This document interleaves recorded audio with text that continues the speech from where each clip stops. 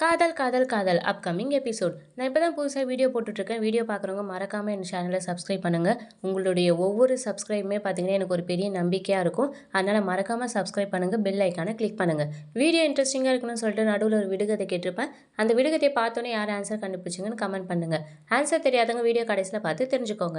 நேத்தா கல்யாணத்துக்காக பார்த்தீங்கன்னா மணமேடையில் உட்காந்துட்டு இருப்பாங்க. அந்த சமயம் பார்த்தீங்கன்னா திடீர்னு மாப்பிள்ளை பார்த்தீங்கன்னா நெருப்பை பார்த்து ஒரு மாதிரி ரொம்பவே வியர்டாக பிஹேவ் பண்ணுவார். ரொம்பவே பயப்படுறாரு. அவங்களுக்கே எதுவும் புரியல. உடனே பையனோட அப்பா அம்மா பார்த்தீங்கன்னா, "ஏய் என்னடா ஆச்சு? ஏன்டா இது மாதிரிலாம் பண்ற? ஒன்றும் இல்லடா, சரியாயிடும்டா" அப்படின்ற மாதிரி சொல்றாங்க. இதெல்லாம் பார்த்து பார்த்தீங்கன்னா, அவங்க ஃபேமிலியில எல்லாருமே ஒரு மாதிரி ஷாக் ஆகுறாங்க. இவர் ஏன் இப்படி பிஹேவ் பண்றாரு அப்படின்னு சொல்லிட்டு ஆதவன்ல இருந்து சரண்யா எல்லாருமே ஒரு மாதிரி பார்க்குறாங்க. என்னாச்சு அவருக்கு? இவ்வளோ நேரம் நல்லா தானே இருந்தாரு. அதுக்கப்புறம் தான் மாப்பிள்ளையோட அப்பா அம்மா சொல்றாங்க, "என் பையனுக்கு சின்ன வயசுலேருந்தே நெருப்பை பார்த்தா பயம். அது அவனுக்கு சரியாயிடுச்சு. டாக்டர் கிட்ட ட்ரீட்மெண்ட்லாம் எடுத்துட்டு இப்போ அது கியூர் ஆயிடுச்சுன்னு அவங்க சர்டிஃபிகேட்லாம் கூட குடுத்துட்டாங்க. திடீர்னு ஏன் இந்த மாதிரி பிஹேவ் பண்றான்னு எங்களுக்கே தெரியல" அப்படின்ற மாதிரி சொல்றாங்க. உடனே கரிகாலன் பார்த்தீங்கன்னா, "இவ்வளோ பெரிய பிரச்சனை இருக்குது. ஏன் நீங்க எங்ககிட்ட மறைச்சீங்க?" அப்படின்ற மாதிரி கோவப்படுறாரு. உடனே அவர் பார்த்தீங்கன்னா, "நான் இந்த உண்மையெல்லாம் மறைக்கல. நான் ஆல்ரெடி இதெல்லாம் தரகர்கிட்ட சொல்லிட்டேன்" அப்படின்ற மாதிரி சொல்றாங்க. உடனே தரகர் பார்த்தீங்கன்னா, "ஆமா எங்ககிட்ட சொன்னாங்க. ஆனா நான் பார்க்கும்போது மாப்பிள்ளை நல்லா தான் இருந்தாரு. அதனால அவருக்கு எந்த பிரச்சனை இல்லைன்னு சொல்லிட்டு, நானே இது எதுக்கு இப்போ சொல்லணும் அப்படின்னு சொல்லிட்டு சொல்லாம விட்டுட்டேன்" அப்படின்னு சொல்றாங்க. உடனே எல்லாருமே ரொம்பவே கோவப்படுறாங்க. உடனே கரிகாலனோட தங்கச்சி பார்த்தீங்கன்னா, "அண்ணா உன்னை நம்பி வந்ததுக்கே எனக்கு நீ இந்த அளவுக்கு பண்ணிட்டியேண்ணா. நீ என் பொண்ணு கல்யாணத்த நல்லபடியா பண்ணுவேன்னு தானே உன் கையில ஒப்படைச்சேன். கடைசியில என் பொண்ண வரைக்கும் இட்டுன்னு வந்து இந்த மாரி நீ பண்ணிட்டியே" அப்படின்னு சொல்லி ரொம்பவே கோவமா பேசுறாங்க. உடனே அந்த மாப்பிள்ளையோட அப்பா பார்த்தீங்கன்னா, "என் பையனுக்கு இது ஒரு ஒண்ணும் பெரிய பிரச்சனைலாம் இல்ல. கொஞ்ச நாள்ல சரியாயிடும். அவன் நல்லா தான் இருந்தான். அவன் திடீர்னு ஏன் இந்த மாரி பண்றான்னு சொல்ல. எங்ககிட்ட டாக்டர் சர்டிஃபிகேட் கூட இருக்கு" அப்படின்ற மாரி சொல்றாங்க. உடனே கரிகாலன் பார்த்தீங்கன்னா, "இது எங்க பொண்ணோட வாழ்க்கை. இப்போ பார்த்தீங்கன்னா நெருப்ப பார்த்து பயன்னுவா, நாளைக்கு தண்ணிய பார்த்து பயன்னுவா. நாங்க அதுக்கு என்ன பண்றது? அப்ப நாங்க வந்து வந்து பார்த்துட்டு இருக்க முடியுமா?" அப்படின்ற மாரி கரிகாலன் பார்த்தீங்கன்னா ரொம்பவே கோவப்படுறாரு. உடனே அவங்க தங்கச்சி கமலா பார்த்தீங்கன்னா, "என் பொண்ணுக்கு இப்படி ஒரு பட்ட மாப்பிள்ளை வேணாம். நீ எழுந்துரு ஸ்வேதா" அப்படின்னு சொல்லி ஸ்வேதாவ எழுப்பிட்டு கரிகாலன் கிட்ட சண்டைக்கு போறாங்க. "அண்ணா என் பொண்ணுக்கு அப்பா இல்லாம இருக்கலாம். நீ தான் அவள நல்லா பார்த்துக்குவேன்னு நினைச்சு தானே நான் உன் கையில ஒப்படைச்சேன். என் பொண்ணு வாழ்க்கைய நீ இப்படி பண்ணிட்டியே" அப்படின்னு சொல்லிட்டு அவங்க ஒரு மாரி கத்த ஆரம்பிச்சுடுறாங்க. என் பொண்ணு மாரி பார்த்துப்பேன்னு சொன்னியே! உன் பொண்ணுக்கு இந்த மாரி ஒரு மாப்பிள்ளைய பார்ப்பியா?" அப்படின்னு சொல்லி அவங்க ரொம்பவே கோவப்படுறாங்க. உடனே சரண்யா பார்த்தீங்கன்னா, "இது அவரு வேணுன்ட்டே பண்ணல. இது அவரோட ஃபால்ட் கிடையாது. நீங்க ஏன் இந்த மாரி பேசுறீங்க? அவருக்கு உண்மை தெரிஞ்சிருந்தா அவரு இந்த மாரிலாம் பண்ணி குடுப்பாரா? கட்டி குடுப்பாரா?" அப்படின்னு சொல்லி சொல்றாங்க. உடனே கரிகாலனோட அம்மாவும் பார்த்தீங்கன்னா, "நீ உன் மனசுல என்னடா நெனச்சிட்டு இருக்க? இப்படி ஒரு பையன பார்த்து வச்சிருக்க. என் பேத்தி வாழ்க்கைய நாசம் பண்ணலான்னு நெனைக்கிறியா?" அப்படின்னு சொல்லி சொல்றாங்க. அதுக்கப்புறம் கரிகாலன் பார்த்தீங்கன்னா, "அம்மா ஏம்மா நீங்க இந்த மாரிலாம் பேசுறீங்க? மாப்பிள்ளைக்கு இப்படி ஒரு பிரச்சனை இருக்கதே எனக்கு தெரியாது" அப்படின்ற மாரி சொல்றாங்க. கரிகாலனும், சரண்யாவும் இவ்ளோ சொன்னதுக்கு அப்புறமும் பார்த்தீங்கன்னா, கமலா பார்த்தீங்கன்னா, கரிகாலன் தான் தப்பு சொல்றாங்க. "நான் அப்பா இல்லாத பொண்ணுன்னு நெனச்சு, நீ ஒரு அப்பா மாரி இருந்து அவளுக்கு எல்லாமே பண்ணுவேன்னு நெனச்சேன். ஆனா நீ இந்த மாரி பண்ணுவேன்னு நான் கொஞ்சம் கூட எதிர்பார்க்கல. கொஞ்சம் கூட ஒரு விசாரிக்க கூட மாட்டியா?" அப்படின்ற மாரி சொல்றாங்க. அதுக்கப்புறம் அங்க இருக்கிற ஒருத்தர் பார்த்தீங்கன்னா, "நீ ஏம்மா அவர திட்டுற? அவர் தெரிஞ்சு இதெல்லாம் பண்ணியிருப்பாரா? தெரியாம ஏதோ பண்ணியிருக்காங்க. இப்ப அடுத்து என்ன ஆவப்போதுன்னு பத்தி பேசுங்க" அப்படின்ற மாரி சொல்றாங்க. உடனே கரிகாலனோட அம்மா பார்த்தீங்கன்னா, "ஒழுங்கா இங்கேருந்து கிளம்பிடுங்கன்னு" சொல்லிட்டு மாப்பிள்ளையோட அம்மாவெல்லாம் பார்த்து சொல்றாங்க. "இப்படியாப்பட்ட பையன் எங்க பொண்ணுக்கு தேவை கிடையாது. இந்த இடத்த விட்டு மரியாதையா போயிடுங்க" அப்படின்னு சொல்றாங்க. உடனே பையனோட அவங்க அம்மாவுக்கும் பார்த்தீங்கன்னா, "ஏங்க வாங்க நம்ப போலாம். நம்ப பையன ஏதோ பைத்தியக்காரன் பார்க்குற மாரி பார்க்குறாங்க. இப்படியாப்பட்ட குடும்பத்தில நம்பளுக்கும் சம்மந்தம் தேவையில்ல. நம்ம பையனுக்கு பொண்ணு கிடைக்காமயா போயிடும். இவ இல்லன்னா என்ன 1008 பொண்ணு இருக்கு. நம்ம பார்த்துக்கலாம்" அப்படின்னு சொல்லிட்டு பையன கூட்டிட்டு அங்கருந்து அவங்களும் கிளம்பிடுறாங்க. கரிகாலன் பார்த்தீங்கன்னா, ஸ்வேதாவ அழாதன்னு சொல்றாங்க. உடனே கமலா பார்த்தீங்கன்னா, "என் பொண்ணு வாழ்க்கைய இப்படி நீயே சீரழிப்பன்னு நான் எதிர்பார்க்கலண்ணா. அப்பா இல்லாத பொண்ண நீ ஒரு அப்பா மாரி பார்த்துக்குவேன்னு நான் நம்புனது தப்பா? இப்படி ஊரறிய மனவறை வரைக்கும் வந்து இந்த மாரி பண்ணிட்டியே! என் பொண்ணுக்கு இவ்ளோ பெரிய ஒரு அசிங்கத்த தேடி குடுத்துட்டியே!" அப்படின்னு சொல்லி ரொம்பவே ஒரு மாரி வருத்தப்பட்டு பேசுறாங்க. கரிகாலனோட அம்மாவும் பார்த்தீங்கன்னா, "நீ ஏன்டா இதெல்லாம் விசாரிக்காம இந்த மாரி பண்ணிட்ட?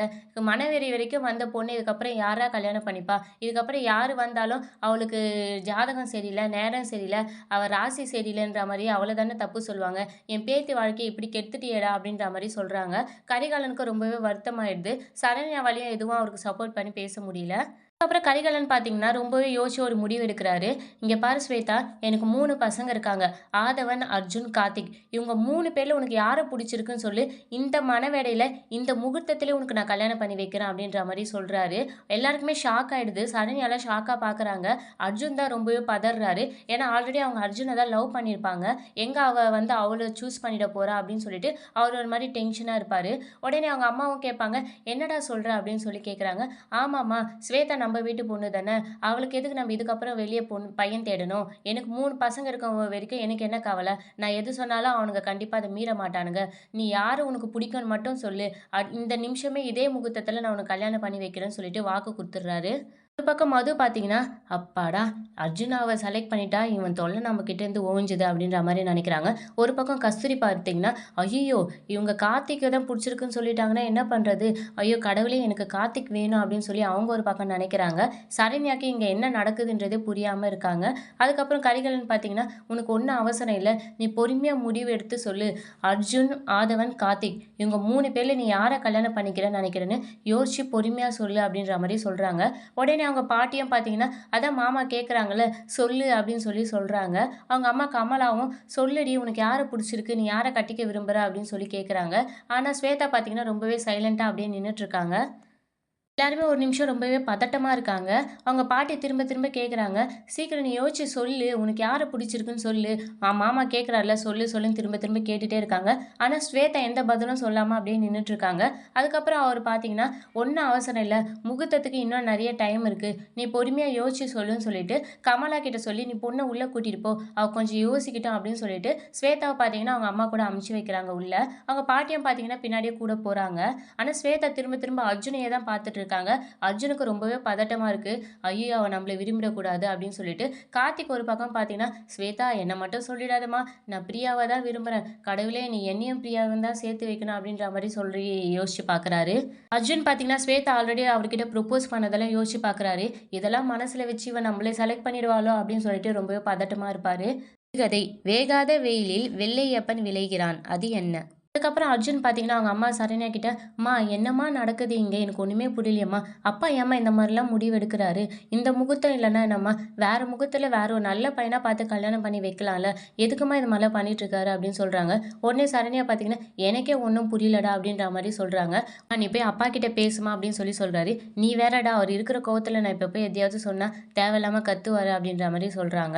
உடனே பார்த்தீங்கன்னா, அர்ஜுன், "அம்மா எனக்கு ரொம்பவே பயமா இருக்கும்மா. ஸ்வேதா எங்க என்ன விரும்புறேன்னு சொல்லிட போறாளோ?" அப்படின்னு சொல்லி சொல்றாங்க.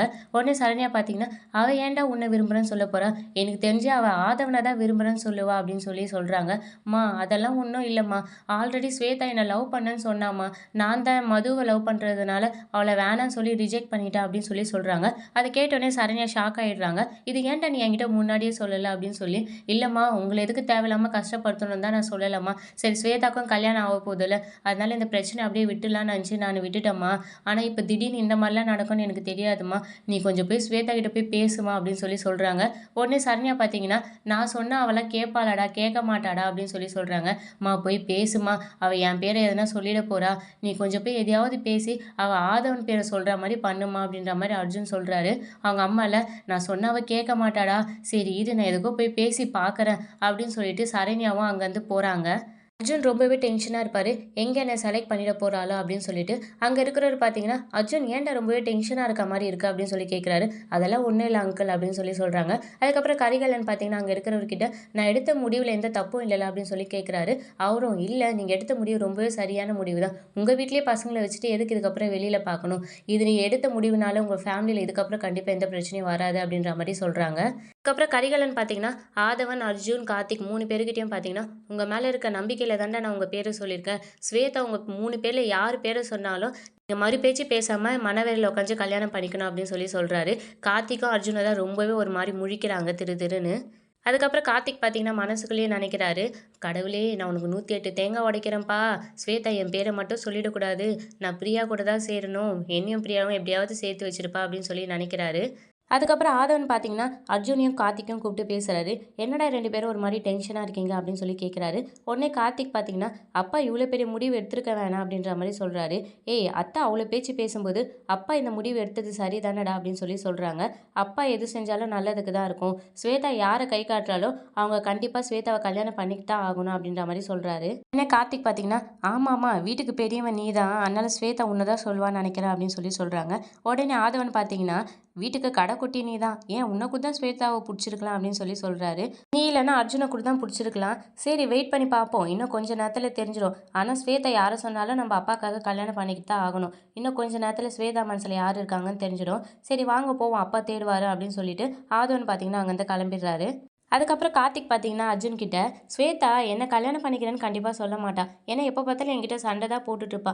ஆனால் உன்கிட்ட தான் ரொம்பவே அன்பாக இருப்பா. அதனால் அவள் உன்னை தான் கல்யாணம் பண்ணிக்கிறேன்னு சொல்வா போல அப்படின்னு சொல்லி அர்ஜுனை சொல்லி வெறுப்பேற்றுறாரு. உடனே அர்ஜுன் பார்த்தீங்கன்னா, நீ வேற ஏன்டா என் பீதியை கலப்புற அப்படின்னு சொல்லி சொல்கிறாங்க. இன்னும் கொஞ்ச நேரத்தில் என்னெல்லாம் நடக்க போதோ, கையை கொடு அப்படின்னு சொல்லிட்டு அர்ஜுனுக்கு ஆல் த பெஸ்ட் சொல்கிற மாதிரி சொல்லிட்டு அங்கேருந்து கிளம்பிடுறாரு. அர்ஜுன் ஒரு மாதிரி அப்படியே டென்ஷனாக இருக்காரு. மது ஒரு பக்கம் சந்தோஷமாக இருக்காங்க. ஸ்வேதா அர்ஜுனை செலக்ட் பண்ணிட்டா நம்மளுக்கு அவன் தொல்லை ஊஞ்சுதுன்ற மாதிரி நினைக்கிறாங்க. அப்படியே பார்த்தீங்கன்னா இந்த எபிசோட முடிக்கிறாங்க. இனி அடுத்தடுத்து வரும் விறுவிறுப்புகளையும் சுவாரஸ்யங்களையும் ஷார்ட் அண்ட் ஸ்வீட்டாக தெரிஞ்சுக்க மறக்காமல் நம்ம சேனலை சப்ஸ்கிரைப் பண்ணுங்கள். கதையின் விடை உப்பு.